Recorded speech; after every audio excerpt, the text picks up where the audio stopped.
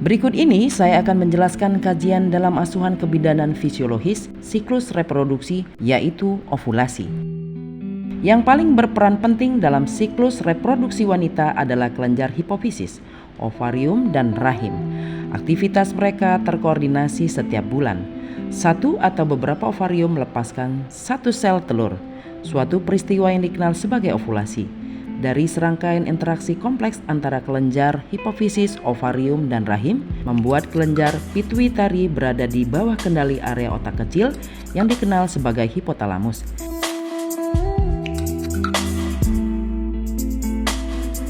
Siklus menstruasi baru dimulai ketika sel-sel saraf di pusat ini mengeluarkan hormon yang disebut gonadotropin, yang melepaskan hormon GnRH ke dalam jaringan pembuluh darah yang mengelilingi kelenjar pituitari. Kemudian setelah dirangsang oleh denyut gonadotropin berupa sel-sel hormon di kelenjar pituitari, lalu keluarlah hormon perangsang folikel atau FSH.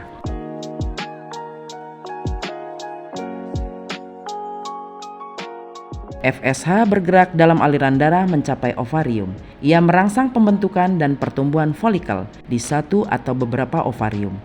Folikel terdiri dari sel telur yang mengeluarkan hormon estrogen dan cairan. FSH membantu sel telur menjadi matang dan mempersiapkannya untuk dilepaskan saat folikel matang. Sementara hipotalamus akan meningkatkan sekresi GnRH yang selanjutnya merangsang hipofisis untuk mengeluarkan hormon kedua yang bekerja pada ovarium, yakni hormon luteinizing atau LH.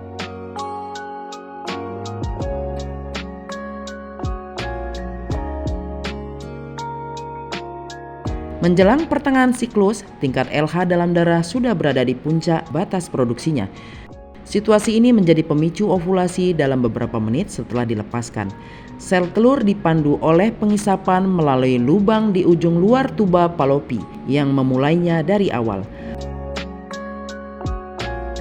Perjalanan sel telur ini memakan waktu 5-6 hari untuk mencapai rongga rahim. Sedangkan setelah folikel pecah, sel berubah menjadi kekuningan yang dikenal sebagai corpus luteum. Sel-sel corpus luteum mengeluarkan hormon progesteron yang membawa perubahan penting pada lapisan rahim yang mempersiapkannya untuk kehamilan. Lapisan rahim yang dikenal sebagai endometrium mengalami perubahan sebagai respons terhadap kadar hormon di paruh pertama siklus yang dikenal sebagai fase folikular, mengeluarkan hormon estrogen dalam jumlah banyak yang mendorong regenerasi endometrium.